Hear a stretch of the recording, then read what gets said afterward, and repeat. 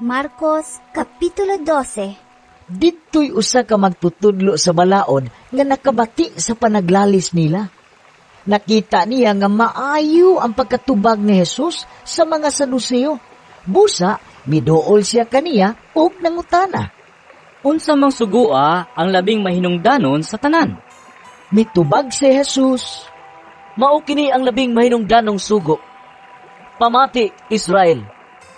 Ang Ginoo nga atong Dios, maura gayud ang Ginoo. Kinahanglan nga higugmaon mo ang Ginoo nga imong Dios sa tibuok mong kasing-kasing, sa tibuok mong kalag, sa tibuok mong salabutan, ug sa tibuok mong kusog. Ang sunod mao kini, higugmaa ang imong isig katao sama sa imong kaugalingon. Wala na'y sugo nga labi pang mahinungdanon kay niining duha.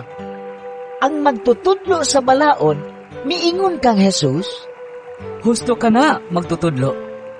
Tinuod nga ang imong gisulti nga ang Ginoo lamang maoy Dios ug wala nay laing Dios gawas kaniya. Busa ang tao kinahanglang mahigugma sa Dios sa tibuok niyang kasing-kasing, sa tibuok niyang salabutan, sa tibuok niyang kusog, o kinahanglang higugmaon niya ang iyang isig katawo sama sa iyang kaugalingon. Mas maayo ang pagtuman ni ining duha ka sugo kaysa pagdala og mga mananap nga sunugon ibabaw sa halaran ug sa paghatag og ubang mga halad ngadto sa Dios. nakamatikod si Jesus nga maalamon kaayo ang tubag sa maong magtutudlo sa balaod.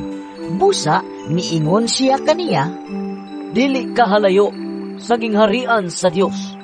og wala nagayoy nangahas pagpangutana kaniya.